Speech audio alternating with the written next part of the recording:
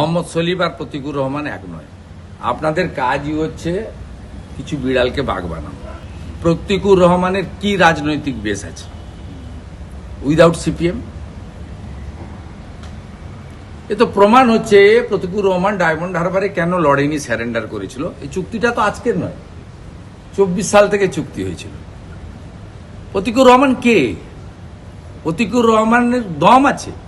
আমাকে যখন বলা হয়েছিল যে পিছন থেকে ফিরাদ হাকিম বলেছিল, কল্যাণ ব্যানার্জি বলেছিল যে পিছন থেকে মমতা ব্যানার্জির ছবিটা সরিয়ে দিলে শুভেন্দুর চেয়ারগুলো সামনে ফাঁকা হয়ে যাবে, তা আমি করে দেখিয়েছি, চ্যালেঞ্জ নিয়েছি, ভবিষ্যতেও চ্যালেঞ্জ নেব।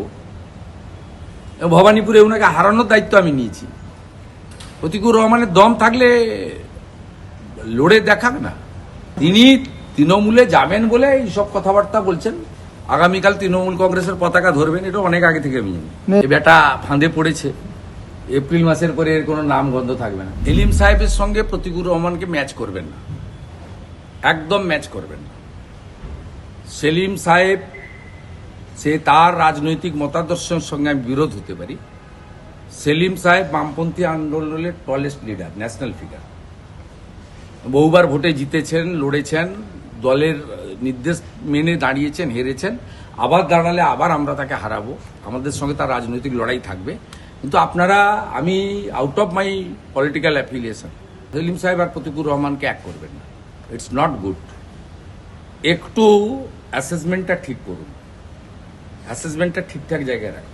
এবারে জুডিশিয়ারির সরাসরি হস্তক্ষেপে, মানে হাইকোর্টের অবসরপ্রাপ্ত বিচারপতি থেকে ডিস্ট্রিক্ট জাজ, তাদের সবার উপস্থিতিতে যখন ডিলিশনগুলো হবে, যারা 13টা ইলেকশন কমিশনের ডকুমেন্ট জমা দিতে পারেননি বা পারবেন না, বাঁচাবেটাকে আমি স্বাগত জানাই।